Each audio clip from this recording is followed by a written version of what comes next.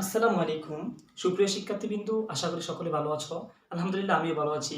আমি Mohammad Mozammel Haque, civil technology, Mymensingh polytechnic institute. আজকে আমি তোমাদের সাথে যে বিষয়টি নিয়ে আলোচনা করতে যাচ্ছি সেটা হচ্ছে খুবই একটি ইম্পর্ট্যান্ট ম্যাথ, সেটা সেমিস্টার ফাইনাল পরীক্ষায় এসে থাকে। এই ম্যাথটা তোমরা নিজের বাসায় বা নিজেদের মতো আয়ত্ত করে ফেলবা, যেটা তোমাদের জন্য খুবই গুরুত্বপূর্ণ।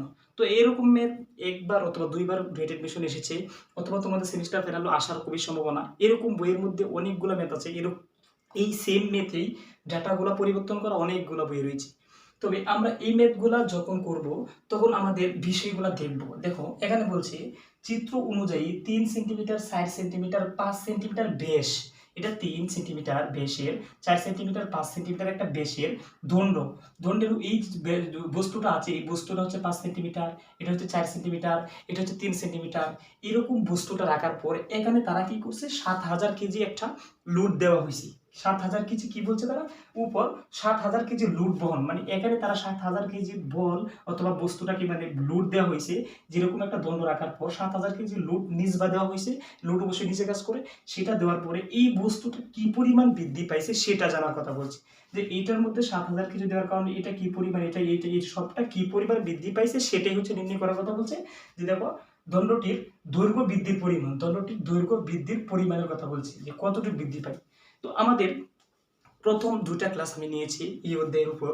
প্রথম অধ্যায়ের মধ্যে আমি এই বিষয়ের উপর আলোচনা করেছিলাম যে দণ্ডটির দৈর্ঘ্য বৃদ্ধির পরিমাণ সূত্রটা নিয়ে, এক্স ইকুয়াল পিএল বাই এই, সাধারণত যেটাকে বলা হয় পি মানে হচ্ছে লোড, এল মানে হচ্ছে দৈর্ঘ্য, এ মানে হচ্ছে এরিয়া, ই মানে হচ্ছে স্থিতিস্থাপক গুণাঙ্ক।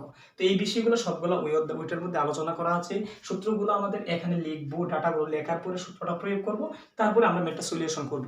তো প্রথমে দেখো আমাদের এই অধ্যায়ের মধ্যে, এই প্রশ্নটার মধ্যে আমাদের কি লেখা আছে সেটা আমরা দেখব। যে দেখো চিত্র যে 3 সেন্টিমিটার, দেখো আমরা এটা কি 1 নাম্বার ধরি, এটা 2 নাম্বার ধরি, এটা 3 নাম্বার ধরি, মনে করে আমি ধরলাম নিজের মতো করি, অথবা তোমরা এটা 1 নাম্বার, এটা 2 নাম্বার, এটা 3 নাম্বার ধরতে পারো। যদি এটা এক ধরো, 1 সেন্টিমিটার 5 সেন্টিমিটার ধরো, এটা যদি 1 ধরো তাহলে এটা 1 ধরবা দৈর্ঘ্যটা। এই বেসটা যদি D2 ধরো তাহলে এটা L2 ধরবা। তো এরকম ভাবে ধরলে আর কি ম্যাথটা সুন্দরভাবে আসবে আনসারটা। তো আমি মনে করো এটা যেহেতু বেসটা সাধারণত ডি দ্বারা প্রকাশ করা হয়ে থাকে, তাই আমরা জানি লিখি D1 দেওয়া আছে হচ্ছে 5 সেন্টিমিটার, এটা হচ্ছে D2 হচ্ছে 4 সেন্টিমিটার, এটা হচ্ছে D3 হচ্ছে 3 সেন্টিমিটার। এটার ডায়াটা আমরা লিখেছি যে 5 সেন্টিমিটার, 4 সেন্টিমিটার, 3 সেন্টিমিটার, 1 2 3 দিয়ে। এখন এটার দৈর্ঘ্যটা হচ্ছে এখানে দেওয়া আছে হচ্ছে L সমান L1 হচ্ছে 10 সেন্টিমিটার, এটা হচ্ছে L2 10 সেন্টিমিটার, এটা হচ্ছে L3 হচ্ছে 5 সেন্টিমিটার।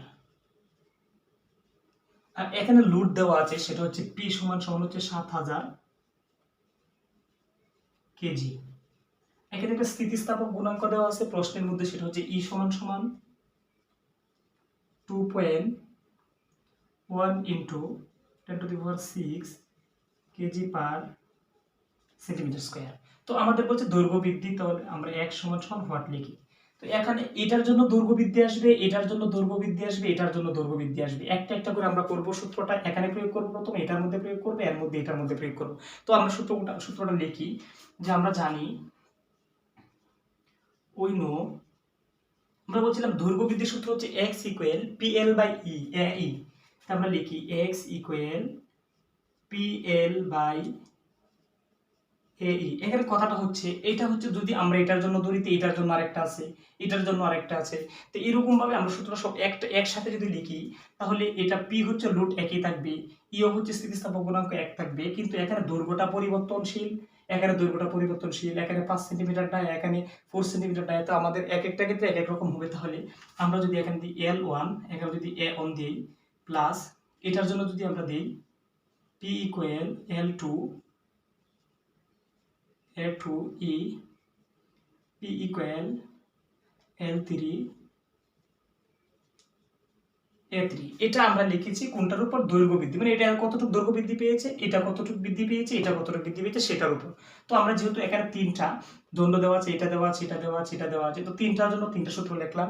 তো আমরা এখানে দেখা যায় পি এবং ই হচ্ছে মানে এখানে একটা পরিমাণ দেওয়া আছে, তা আমরা এটা ইচ্ছা করলে কমন নিতে পারি যে পি বাই ই যদি আমি কমন নিই, এখানে দেখা যাচ্ছে L1 থাকতেছে বাই এখানে থাকতেছে A1, এখানে থাকতেছে L2, এখানে থাকতেছে হচ্ছে E2।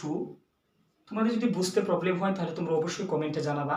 বিষয়গুলো কিন্তু খুবই নজর রাখবা ও সুন্দরভাবে দেখার চেষ্টা করবা, একবার বেসিকলি ভাবে বোঝার চেষ্টা করবা।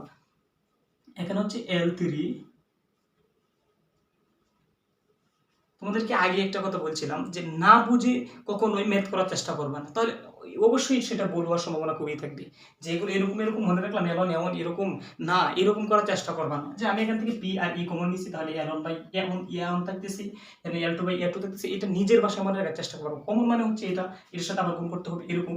তো আমরা যদি এখানে যদি মানগুলো বসাই, তো পি সমান সমান হচ্ছে 7000 কেজি, 7000, ই সমান সমান হচ্ছে 2.1 ইন্টু 10⁶। এখানে দেখো L1, L1 হচ্ছে দেখো 10 সেন্টিমিটার A1। এখন কথা হচ্ছে এর তো কোনো মান নেই, তা আমরা সেটা আনবো কোত্থেকে? তো আমরা এ সমান সমান জানি হচ্ছে পাই d²/4। যেহেতু এটা বেশ দেওয়া আছে, এটার বেশ ডায়া দেওয়া আছে, আমি ডায়া লিখছি। তো এটার ক্ষেত্রে d1 হবে, এটা আমি d1 বসাবো এখানে, এটার ক্ষেত্রে d2 বসাবো এখানে, এটার ক্ষেত্রে d3 বসাবো এখানে, যেটা আসবে সেটাই। তো আমরা এটা এখানে না বসে সরাসরি এখানে করে ফেলি। তাই আমরা জানি হচ্ছে পাই ডি হচ্ছে কত, ডি হচ্ছে 5 সেন্টিমিটার বাই 4। সেটা হচ্ছে আমরা জানি এমন সমান পাই d²/4। কেন হচ্ছে সেটা ব্যাস দেওয়া আছে, এটা একটা গোলাকার বস্তু যেটা হচ্ছে বৃত্তাকার। এই বৃত্তাকার দণ্ডটার ব্যাস দেওয়া ছিল হচ্ছে 5 সেন্টিমিটার। তো আমরা এর সূত্র জানি হচ্ছে a ইকুয়াল পাই d²/4। আমরা পাই d²/4 লিখলাম। তাহলে আমরা এরকম ভাবে L2 সমান সমান হচ্ছে 10 সেন্টিমিটার, এটা A2 সমান সমান জানি পাই d²। তো এখন d মানে হচ্ছে d2, দুই নাম্বারটা নিতে হবে, d মানে হচ্ছে 4², এখানে হচ্ছে 4 সূত্রের 4 প্লাস L3 হচ্ছে 5 সেন্টিমিটার বাই ডি হচ্ছে d3/4। তোমরা যদি কেউ এখানে ক্যালকুলেশন করতে পারো, ক্যালকুলেটর যদি যারা লিখতে পারো বা দক্ষ বিষয়টা জানো, তোমরা সাধারণত এই নর্মালি এই ক্যালকুলেটরটা ইউজ করা শিখে যাবা। কারণ এটা যদি তোমরা শিখো তাহলে তোমাদের জব প্রিপারেশন অথবা ডুয়েট এডমিশনের ক্ষেত্রে খুবই কার্যকর লাগবে। এই ক্যালকুলেটর ছাড়া তুমি ডুয়েট এডমিশন কিছুই বুঝবা না। এটাই হচ্ছে তোমার মেইন চান্স পাওয়ার সাফল্যের চাবিকাঠি হচ্ছে সেটা। তবে তুমি যদি এইটা যদি সুন্দরভাবে ব্যবহার করতে পারো, নিজের মাথাটাকে ঠিক রেখে, তো ইনশাল্লাহ একটা ভালো কিছু করার চেষ্টাটা তুমি পারবে। তো এটা তোমাদের অবশ্যই ব্যবহার করতে হবে। এটা যদি তুমি ক্যালকুলেটর লিখতে পারো ইচ্ছা নিজের মতো করে, তবে আনসার লিখলে হবে। তবে আমি একটু এটাকে আরেকটু শর্ট করে লিখি, যাতে সবাই এটা পারে না। 7000 কেজি বাই 2.1 ইন্টু 10⁶। এখন দেখো আমরা যদি এটা এরকম যদি থাকে যে 2/3 ইকুয়াল 3, তো এখানে সাধারণত আমরা যদি এটাকে যদি আড়াই গুণ করি তাহলে এটা সাধারণত 4টা উপরে যায়। তা আমরা কারণ এটা এরকম 10/2/3 আমি 10 লিখলাম ইন্টু 3 যাবে উপরে 2 যাবে নিচে, এরকম হয়ে থাকে। তো 4টা সাধারণত দেখা যাচ্ছে উপরে চলে যাচ্ছে। তোমরা ক্যালকুলেট এটা অনেকবার মেটে এরকম মেট করেছো। তো 10 ইন্টু 4 এটা উপরে যাচ্ছে, নিচে থাকতেছে হচ্ছে পাই d²।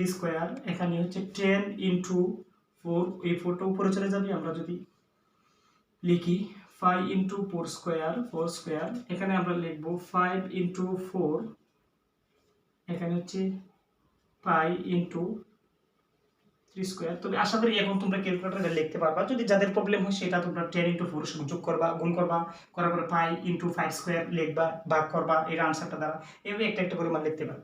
তবে এখানে যদি তোমরা যে আনসারটা আসবে সেটা হচ্ছে 0.0067 সেন্টিমিটার। তবে এই ম্যাথটা করার জন্য আগে তোমাদের কিন্তু এইগুলো লক্ষণীয়। এখানে যদি মিলিমিটার দেওয়া থাকতো তাহলে অবশ্যই আমরা সেন্টিমিটার নিতাম, কারণ এটা সেন্টিমিটার দেওয়া আছে, এটার উপর ডিপেন্ড করে ম্যাথটা, কারণ এটা সহজ হয় আর কি ম্যাথটা।